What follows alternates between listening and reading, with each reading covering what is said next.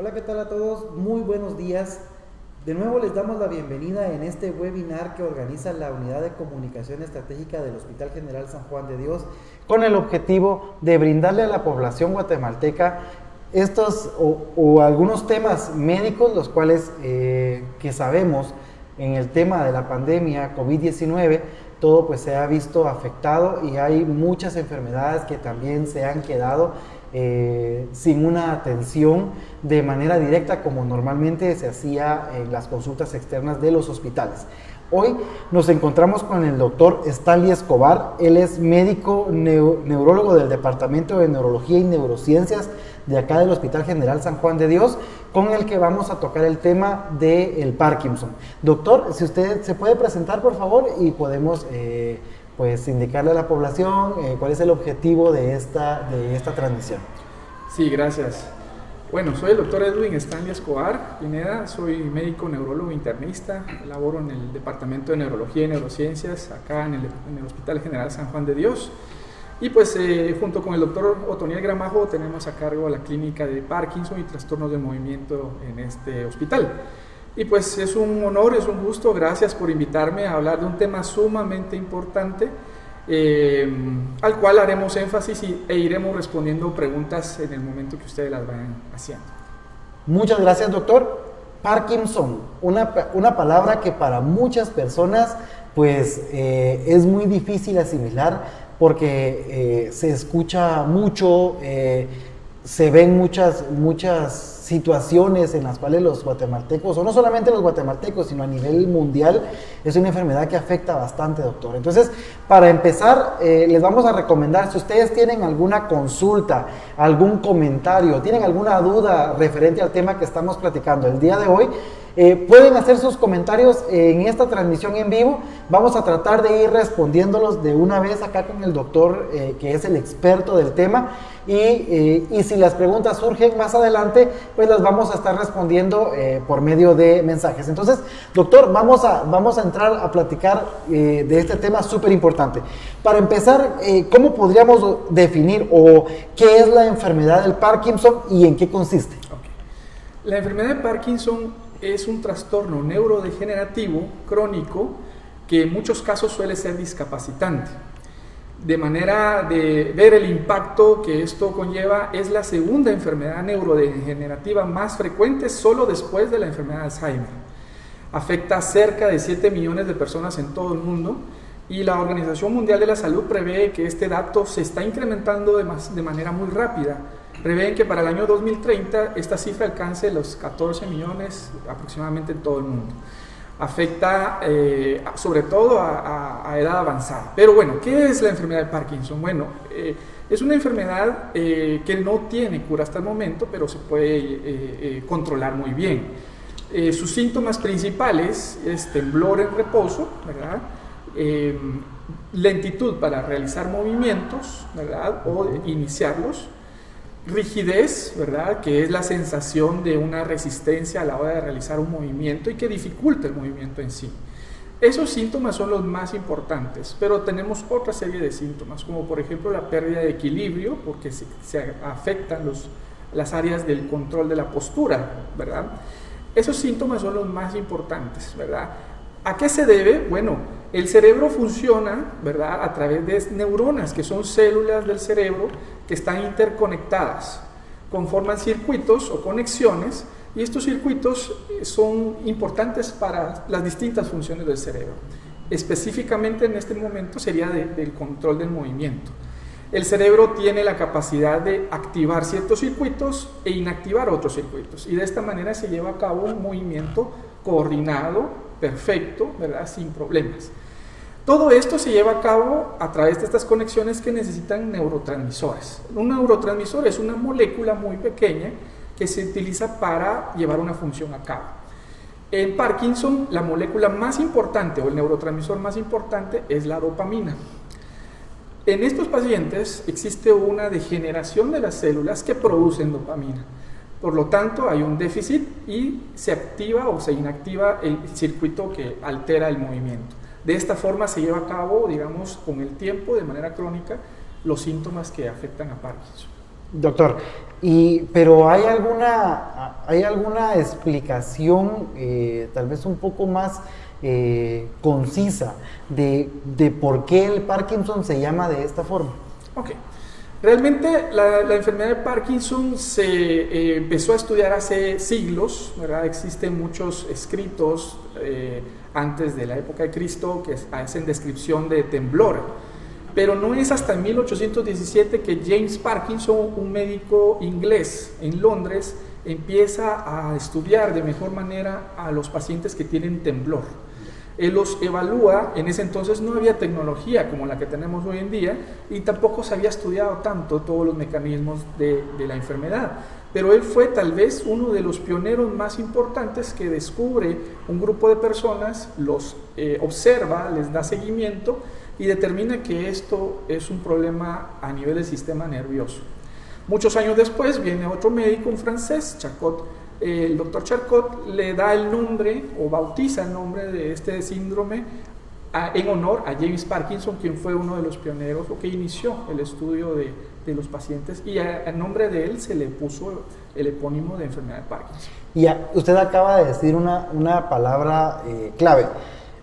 Empezando porque hace muchos años, como usted lo mencionaba, era muy difícil el tema de un diagnóstico claro como ahora lo tenemos ya con toda la tecnología que se puede tener una referencia clara de qué está padeciendo y qué no está padeciendo una persona.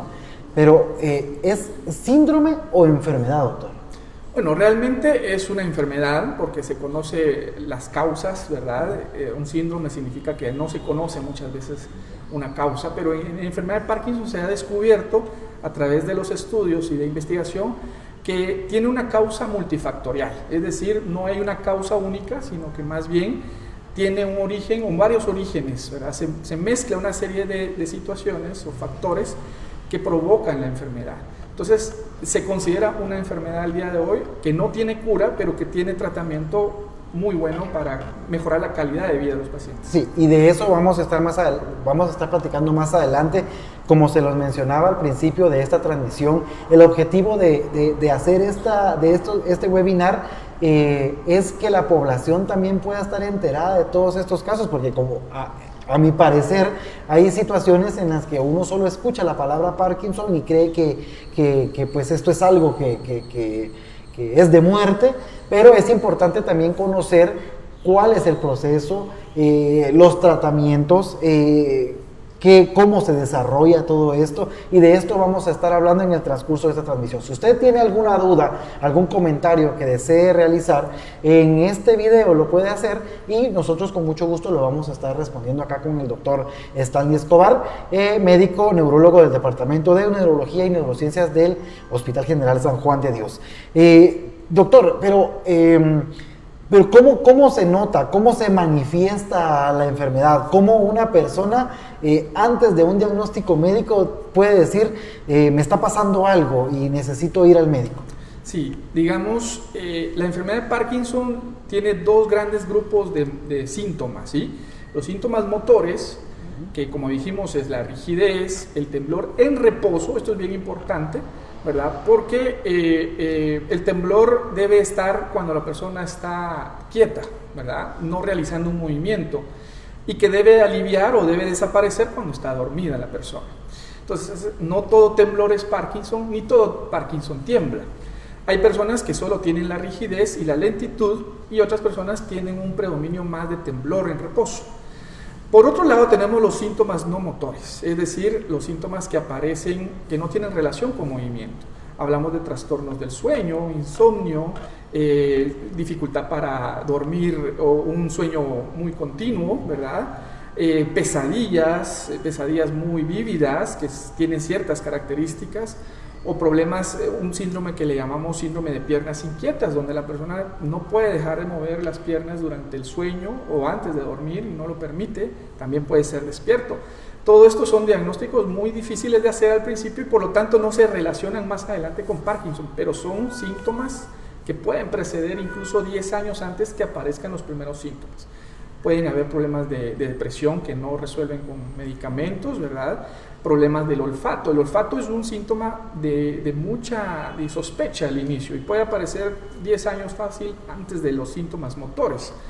No todo problema del olfato también debe sospechar un problema neurodegenerativo, pero el primer síntoma probablemente en relación a la sospecha puede ser un temblor, ¿verdad?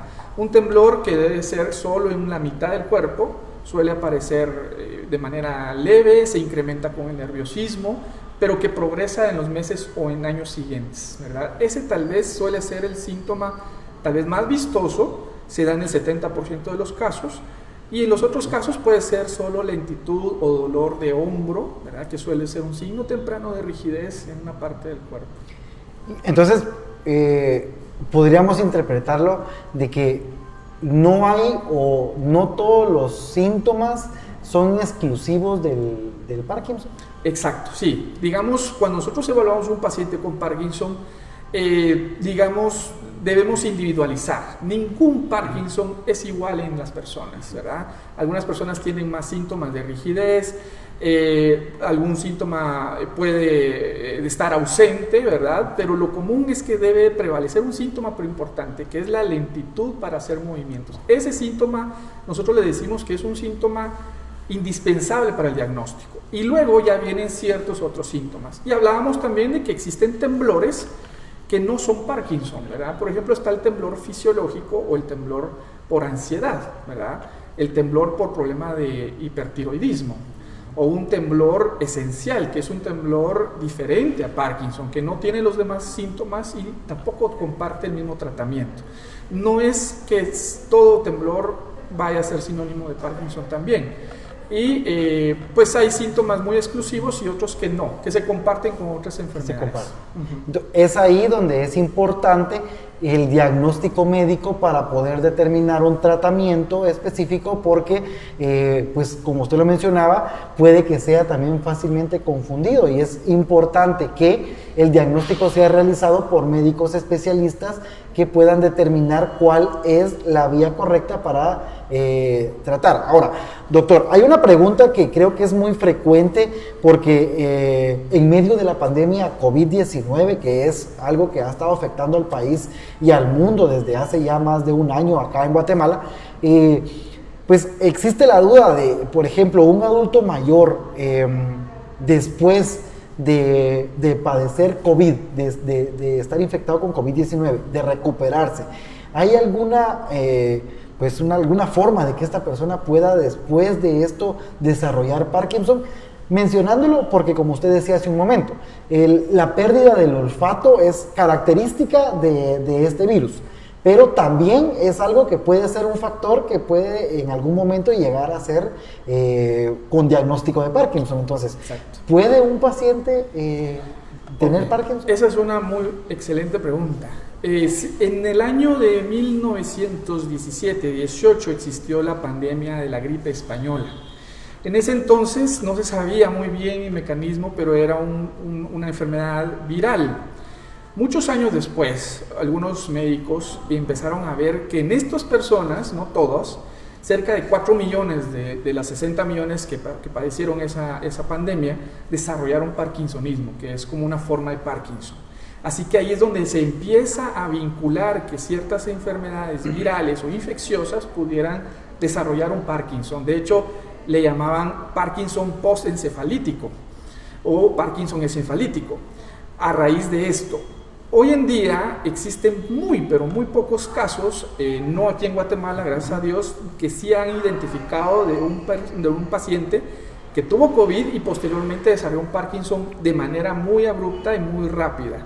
Esto detectándose con estudios de tecnología de imagen avanzada, pero no es algo que vaya a ser muy común. Es decir, sí hay una relación, podría ser en algún momento, pero es poco probable. Ok. Y hay una duda que también creo que es muy frecuente entre todas las personas, como se lo decía al principio, que hemos escuchado la palabra Parkinson.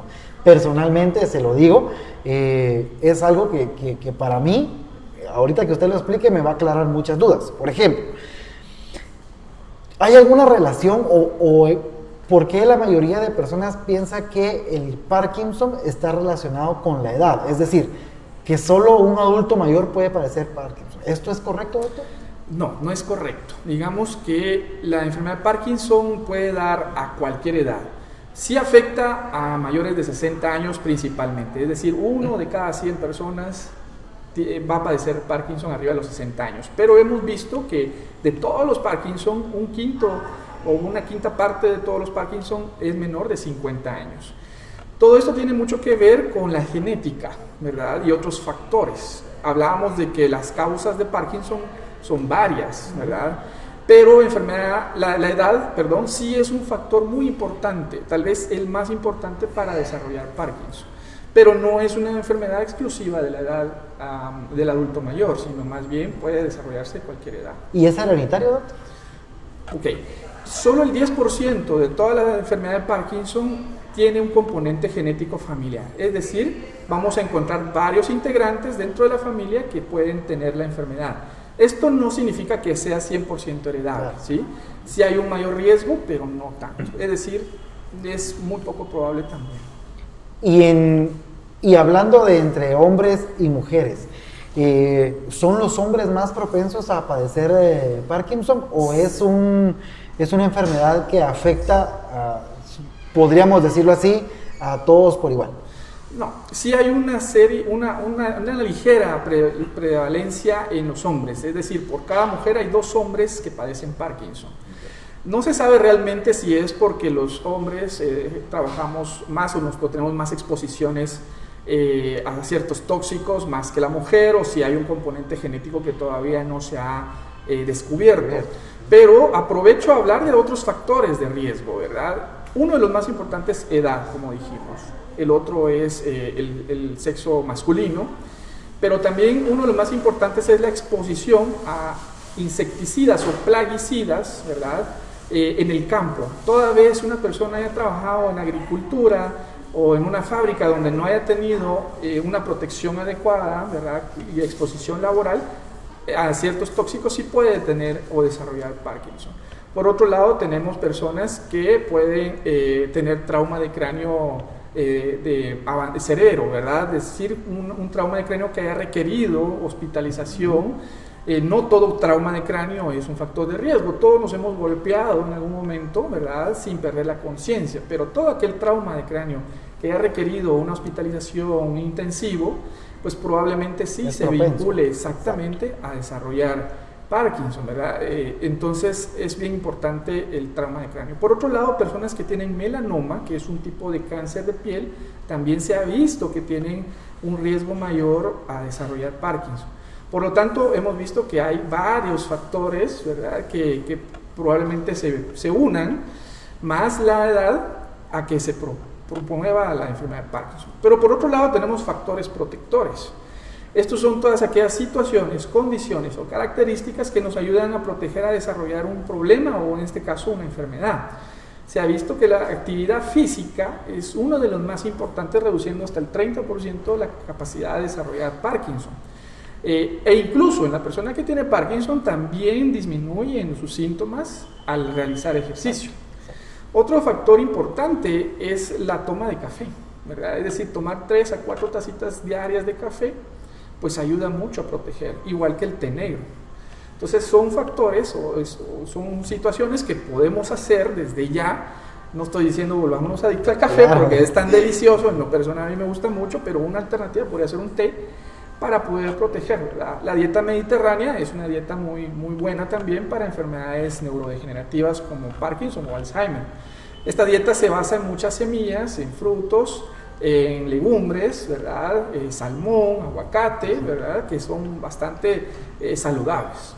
Y qué interesante lo que acaba de mencionar, porque pues como todas las enfermedades, como todo diagnóstico que tiene un tratamiento para que pueda tener una mejora, también está lo de la alimentación. Cualquiera podría decir que una persona que tiene Parkinson pues puede tener o puede seguir teniendo una vida pues normal, teniendo en cuenta que tiene algún medicamento, que tiene que haber alguien al cuidado, pero importantísimo, lo del café a mí me sorprende, porque en muchas ocasiones una prescripción para para algún tipo de enfermedad es no consumir ciertos, pero esta enfermedad o para prevenir el Parkinson, esto podría ser un factor de ayuda.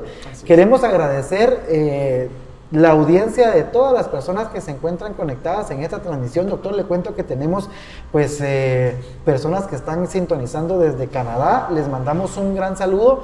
Esperamos que también esta información que nosotros estamos brindando pueda ser de ayuda, que puedan compartir con sus seres queridos. Si ustedes conocen a alguna persona que esté pasando por una situación como esta, que esté padeciendo Parkinson, a una persona que esté brindándole los cuidados a alguien que esté padeciendo esta enfermedad, pues es importante conocer todo esto, porque nos convertimos nosotros en agentes replicadores de información y de información importante. Y siguiendo con esta parte, doctor, esta es una enfermedad mortal. ¿El Parkinson se puede considerar como una enfermedad mortal? Ok, esa es una pregunta un poquito difícil de responder, ¿verdad? Porque si bien se sabe que hay algunos trastornos neurodegenerativos que tienen un desenlace letal, por así decirlo, pues se ha visto que la enfermedad de Parkinson no es que tenga una mortalidad inmediata, ¿sí? Nos basamos nosotros en estudios científicos y con eso evaluamos el pronóstico, es decir, un tiempo estimado de vida, ¿verdad? O de calidad de vida. En Parkinson se ha visto personas que pueden pasar muchos años, hasta más de 20 años, con el tratamiento adecuado y con una calidad de vida bastante buena. Sin embargo, existe un grupo de trastornos, yo le llamo primo hermano de la enfermedad de Parkinson, que se llaman síndromes parkinsonianos o parkinsonismo plus, que esto es un grupo de trastornos, son 3 trastornos específicamente, que se parecen a Parkinson, pero tienen diferencias, y estos tienden a tener unos síntomas más severos, tienden a responder menos al tratamiento, y su sobrevida sí puede ser un poco más corta. Pero en términos generales, la enfermedad de Parkinson es el trastorno de parkinsonismo más común y es el que mejor pronóstico tiene, ¿verdad? Entonces, suele ser una enfermedad fatal o letal. En la mayoría de los casos yo diría que no.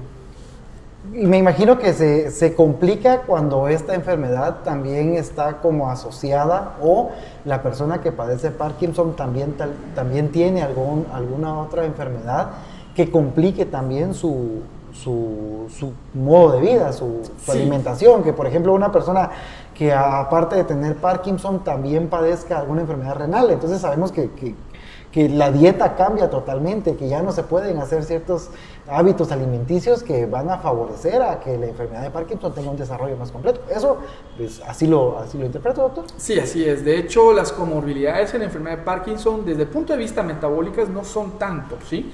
Pero sí hemos visto enfermedades o trastornos neuropsiquiátricos. Depresión, por ejemplo, es uno de los más importantes, que esto sí nos llega a complicar un poquito, el manejo y el seguimiento de los pacientes con Parkinson, ¿verdad? Pero sí es cierto que si un paciente tiene hipertensión, es diabético, no se controla, no lleva un seguimiento, pues probablemente su calidad de vida sea menor y la causa de una muerte puede ser otra enfermedad, no precisamente la enfermedad de Parkinson. Para nosotros es un gusto como Hospital General San Juan de Dios poder compartir esta información tan valiosa, brindada directamente desde los especialistas de neurología y neurociencias. El doctor Stanley Escobar, como lo mencionamos al principio, es médico neurólogo de este hospital y están a cargo de la atención de pacientes que, pues, hay una clínica específica, usted lo mencionaba, y tal vez la vamos a mencionar nuevamente en un momento para que la gente sepa que pues hay ayuda, hay probabilidades de poder ser apoyado incluso antes de recibir un diagnóstico de Parkinson, y que pueda esto pues ser ya una enfermedad complicada si no tiene un diagnóstico a tiempo. Les recordamos también, si ustedes están interesados a que nosotros como Unidad de Comunicación y Hospital General San Juan de Dios podamos tocar algún tema específico, se puedan comunicar con nosotros a nuestras redes sociales. En Facebook estamos como @hospigen, también estamos en Twitter y en Instagram como @hospigent, y tenemos un canal de YouTube donde todo este material también se queda para, si ustedes quieren repasar alguno de estos temas, pues lo puedan ver de nuevo y también lo puedan compartir. Doctor, llegamos a un punto en el que ya conocimos qué es el Parkinson, por qué se llama así, cuáles son los síntomas, si hay síntomas exclusivos de esta enfermedad o no, pero algo que tal vez todos no, o la mayoría no conocemos. ¿El Parkinson tiene cura? No. Hasta el momento no se ha detectado algún fármaco o algún tratamiento que detenga la enfermedad o que la cure y en el mejor de los casos revierta las áreas que se han degenerado. Pero sí se han descubierto tratamientos muy eficaces que ayudan mucho a la calidad de vida. Hasta el momento yo siempre le digo a mis pacientes que no perdamos la esperanza. Obviamente existen más de 100 medicamentos que están en estudios, ¿verdad?, científicos y que están viendo si se aprueban en algún momento para ver si se detecta alguna cura. No debemos siempre perder la esperanza en ese tema, ¿verdad?, porque nosotros nos actualizamos constantemente para estar a la vanguardia de los tratamientos y a la hora de que salga un medicamento de esta índole, pues poder ofrecerlo o solicitarlo, ¿verdad? Claro. Algo bien importante es que ninguna enfermedad, entre estas incluyendo el Parkinson, no tiene que ser automedicada. Ese es el error que muchas veces cometemos nosotros como guatemaltecos, porque, bueno, me duele algo, me duele la cabeza, una pastillita para el dolor de cabeza. Que me duelen las piernas, o que tengo un temblor, o que me dicen, una pastillita para los nervios, que una inyección, que esto es gripe. No.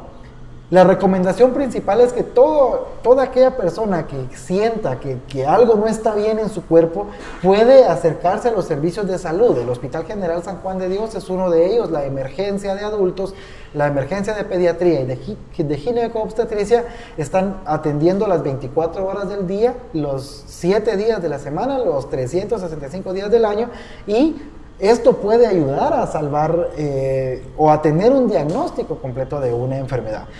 Hablábamos de tratamientos y mencionaba esto de la automedicación porque va de la mano.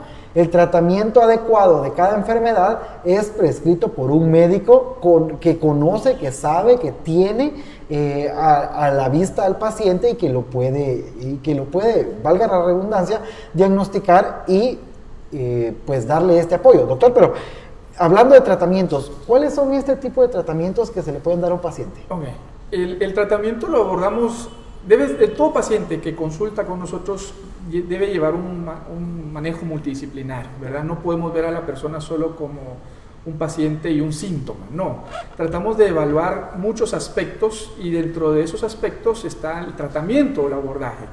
El tratamiento puede dividirse en dos principalmente: el farmacológico, que consiste en tratamientos de medicamentos tomados o ingeridos o administrados, y el tratamiento no farmacológico, es decir, terapias coadyuvantes paralelas, que son muy importantes también. Hablaremos un poquito tal vez del tratamiento farmacológico. Existen por lo menos 5 grupos de fármacos distintos, y dentro de esos grupos de fármacos existen varios subtipos de fármacos que podemos utilizar, todos en su debido momento. Sabemos que es una enfermedad degenerativa que evoluciona o que progresa, por lo tanto hay un momento para cada tratamiento, o existen combinaciones que se pueden realizar. Como bien lo decías, lo ideal es no automedicarse, y tampoco todo paciente con Parkinson se trata igual que otro, ¿verdad? Cada uno se individualiza, cada uno presenta una serie de síntomas distintos, y por lo tanto los tratamientos son enfocados a eso. Y por otro lado tenemos el tratamiento no farmacológico, es decir, terapia psicológica, evaluación neuropsicológica, tratamientos psiquiátricos o terapias, ¿verdad? Sobre todo fisioterapia, que es muy importante, terapia del habla o terapia para poder deglutir o tragar, porque las personas en estadios avanzados tienen problemas para tragar. Entonces todo esto tiene un abordaje específico, ¿verdad? Entonces lo abordamos de esa forma, ¿verdad? Tratamiento farmacológico, la levodopa es un medicamento que se utiliza, es el más efectivo, pero existe una serie de medicamentos distintos que se utilizan acorde a los síntomas de cada paciente. Claro. Es importante mencionar también que este es un seguimiento que se da desde la clínica de Parkinson que usted mencionaba al principio, y El hospital también cuenta con el Departamento de Medicina Física y de Rehabilitación, el cual le da seguimiento a estos pacientes.